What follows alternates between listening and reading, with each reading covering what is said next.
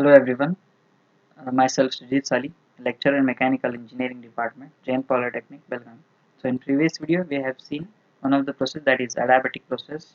So in this video we'll go through the last type of process that is polytropic process, its explanation, and then we'll see another type of processes what we call them as free expansion process and throttling process. So let's go through the video. So first we'll go through what we mean by polytropic process. So polytropic process is a thermodynamic process that can be expressed by the following equation. So this polytropic process can be expressed by this equation, what we call it as PV raised to n is equals to constant. So in this PV raised to n is equal to constant, the n exponential n, this n we call it as a polytropic index. So when we go on changing this value, that is the n value from 0, 1, 2 up to infinity, so we'll get different types of processes. Okay, so this is a general equation for polytropic process, that is PV raised to n is equals to constant, and n we call it as a polytropic index. So once we change the n value, that is 0, 1 up to infinity, we'll get different types of process. So how that happens, we'll just see here.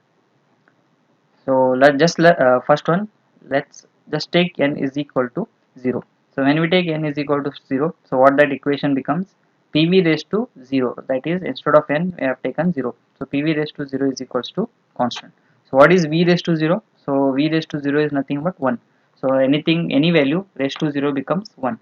So here when V raised to 0 is equal to V raised to 0 becomes 1, so what remains is your pressure, that is P is equals to constant. So pressure, when we say pressure is constant, so pressure will be constant during constant pressure process, that is isobaric process. So you can see here V raised to 0 is equal to 1. So pressure remains, so pressure becomes constant. We call it as constant pressure process. So next, let's take n is equals to infinity. So when we take n is equal to infinity, the equation becomes PV raised to infinity is equals to constant. So now what I'll do is, this infinity I'll just shift it to P. So when I shift this exponential infinity to P, so what it becomes, P raised to 1 by infinity. Okay, so when we say P raised to 1 by infinity, so what is 1 by infinity? 1 by infinity is nothing but what? 0. Since 1 by infinity is 0, so P raised to 0 again it is will be 1. So what remain here is volume. So it becomes volume is equals to constant. So when we say volume is constant during constant volume process, or also called as isochoric process. So now let's take n is equals to 1. So when we say n is equals to 1, that is PV raised to 1 is equals to constant. So this becomes the equation during isothermal process. When you use n is equals to 1, you'll get isothermal process. Finally we'll see the last type, that is n is equal to gamma. Okay, so when we say this, okay, so instead of this n is equals to gamma, we'll substitute here n, instead of n we'll substitute it here as gamma. So PV raised to gamma is equals to constant. So when we say, or when we get this equation, that is PV raised to gamma during adiabatic process. Clear? So I think you might have understood here. So that by changing this the n value, okay, so we have gone changing the n value, so we got different types of processes. Clear?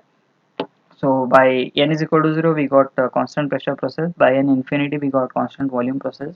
By using n is equal to 1, we got isothermal process. By using n is equals to gamma, we got adiabatic process. So let's see next, that is the pressure, volume and temperature relation during polytropic process. So the general equation is given by what? PV T, that is PV divided by T, that is pressure volume divided by temperature, which also can be written as P1 V1 raised to n divided by T1 is equal to P2 V2 raised to n divided by T2. This PVT relation is similar that of adiabatic process, only the change is that instead of using gamma, we are using here n. Clear? So let's see that the relation, first relation, that is between pressure and volume. So how can we write it as P1 V1 raised to n is equal to P2 V2 raised to n. So after that we'll see temperature and volume. T2 by T1 is equal to V1 by V2, this whole bracket raised to n minus 1. And finally the relation between temperature and pressure, that is T2 by T1 is equals to P2 by P1, this whole raised to n minus 1 by n. So this whole, whatever the relations are there, that is between pressure volume, temperature volume and temperature pressure, these whatever the relations are there, they are exactly similar to your adiabatic process. Only the change here, we are using polytropic index, that is n. Okay, so for polytropic process, so if you use here gamma instead of n, we say it as an adiabatic process. So next we'll go to the work done formula. So what is the work done formula for polytropic process? It is given by W is equal to P1 V1 minus P2 V2 divided by N minus 1. So if you see this formula again, it is similar to that of your adiabatic process. So here P1 is pressure at initial state. So this pressure is measured in terms of bars, or what we say, we can also use it in terms of pascals, that is Newton per meter square. So volume is measured in terms of meter cube. So P1 is pressure initial state, V1 is volume at initial state, P2 is pressure at final state, V2 is volume at final state. So we'll just see, okay, compare the work done formula for both polytropic as well as adiabatic process. So if you see, you can see here both are exactly same. Only the thing is N, that is nothing but polytropic index during polytropic process, and here gamma is adiabatic index during adiabatic process. So other everything remains same. So while solving problem, okay, so same, the formula is same. Only the thing is here in case of polytropic problem solving during polytropic process, they will be giving you this N value. So during adiabatic index or adiabatic process, this adiabatic index gamma will be given while solving the problems. So again same, the initial pressure, initial volume, final pressure and final volume. So whatever the derivation is there for this, they both remain same. Only the thing is wherever we have used gamma, there you have to use n. So remaining thing is same. So next concept we'll see, this is the basic actually. So here we'll see when we say the heat transfer is positive and negative, and when we say that work done is positive and negative. So we'll just explain using these two diagrams. So consider that this is a system, or we can say that is a gas. So first we'll see when is heat transfer is positive. So heat is positive when heat is added to the system. So you can see here when you add the heat to the system, that is when you add the heat to the gas, we say that heat transfer or heat is positive. Okay, so when work done is positive, so work is said to be positive when work is done by the gas. So in this case, what happens when you add heat, what happens, the gas expands and the gas pushes the piston. So here we can say that the work is done by the gas on the piston. So when work is done by the gas, the work is positive. Clear? So next we'll see when heat is negative. So heat is negative when heat is rejected by the gas. Okay, so when you take heat from this gas, or when you take heat from the system, when you take it out, we say that the heat is negative. So similarly, work is negative when work is done on the gas or on the system. So when work is done on the system, for example, if you push this piston to compress the gas, so at that time what happens? The piston is doing work on the gas to compress it. Okay, so at that time we say that work is negative. So when work is done on the gas, we say the work is negative. So when work is done by the gas, we say work is positive. So this basic concept you have to understand while solving problems. So these important, when negative positive are very necessary or very essential while solving problems. So whenever you get work done negative, don't get confusion that it is wrong. So when if you get negative work done, it is nothing but that work is done on the gas. So if you get positive work, it is said that work is done by the gas. So next we'll go through what do you mean by free expansion process. So this is another type of process in this chapter. Okay, so what do you mean by free expansion process? So we'll just explain using this diagram. So this is okay, you have two vessels here which is thermally insulated on all the side. Okay, and these two vessels are connected by this small passage. So control the flow, we have added a small valve. Okay, so let's say two vessels you have, one and two, which is interconnected by short pipe by using a valve A. So whatever we have seen, the whatever the walls, the boundary is there, or we call it as a boundary of the two vessels, it is totally thermally insulated. Means no heat can be added or no heat is ejected from the system or from the fluid. So now let's initially let vessel 1 be fully filled at certain pressure and let the vessel to be totally empty. Okay, so what we'll do is now valve A is opened. Okay, when you open the valve A, so what happens, the fluid from one will expand. Okay, and what it does when you open this, what happens, the fluid from one will start flowing into vessel 2. So it will be continuously flowing until when the level becomes equal on both the vessels. Okay, the level equals, at that time the flow is stopped.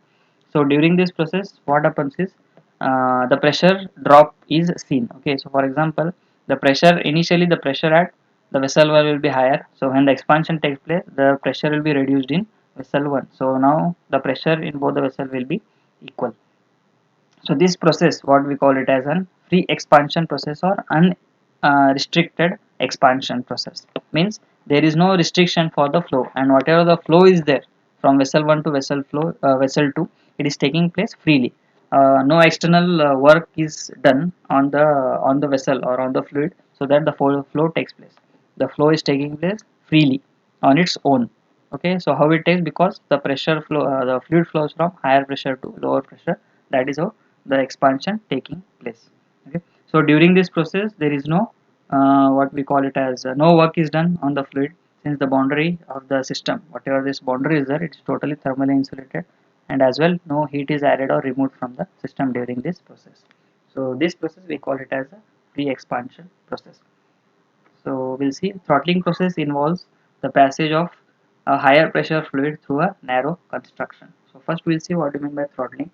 So throttling is a process in which flow of fluid is restricted by closing the valve partially. How is that? We'll just explain it using this diagram.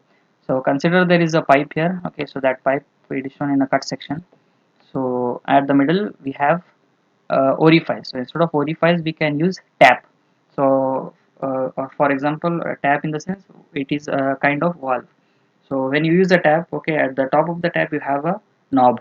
So if you just rotate that knob, so by rotating that knob you can control the flow. So same way here, the flow control is the flow of the fluid from left to right is controlled by this orifice.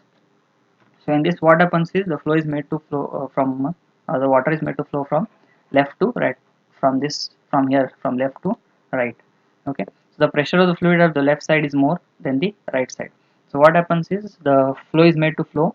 So the fluid or whatever, whether it is air or liquid, so it is made up of different layers. So when they come at this orifice, what happens, they, what we call, they rub each other, and due to that what happens is the pressure as well as the flow is restricted on the other side, that is on the right side. So you can see here it is given. So let's consider that this is P2. Okay, so pressure P2 on the right side is less than the pressure P1 on the left side. So this is about the throttling process. So we have made this video. Okay, so that is the video for this chapter, 4 videos in part 4. So that is part 1, part 2, part 3 and part 4. So you have to continuously go on seeing this video so that you can understand this concept very easily. Okay, so so that you remember these concepts for a longer period of time. So I hope you have understood the processes. So go on reading these again and again. Thank you.